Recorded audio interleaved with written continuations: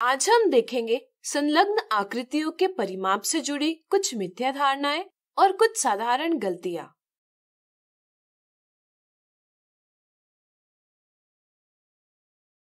मिथ्या धारणा एक तार वर्ग यानी स्क्वायर के आकार का है। रिया ने तार को मोड़कर उसे आयत यानी रेक्टेंगल के आकार में परिवर्तित किया, तो क्या वर्ग और आयत का परिमाप यानी पेरीमीटर भिन्न होगा?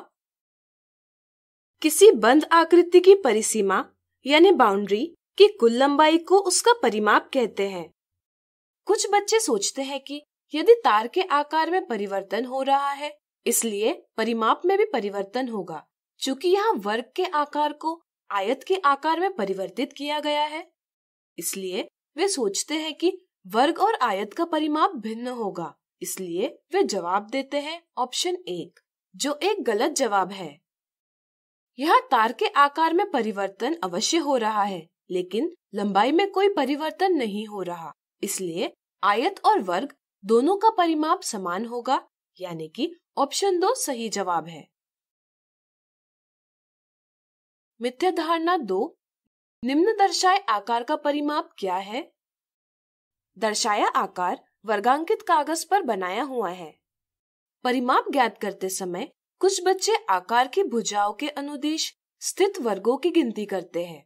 इससे उन्हें 10 इकाई परिणाम प्राप्त होता है। इसलिए वे जवाब देते हैं ऑप्शन 1, जो गलत जवाब है।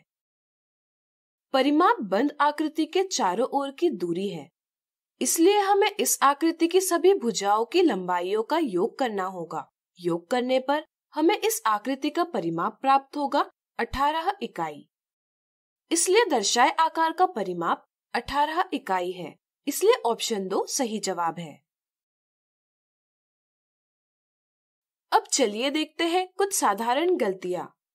साधारण गलती 1, इकाइयों को नजरअंदाज करना। यदि कुछ बच्चों से पूछा जाए कि एक आयत की लंबाई 4 मीटर है और चौड़ाई 100 सेंटीमीटर है, तो आयत का परिमाप क्या होगा?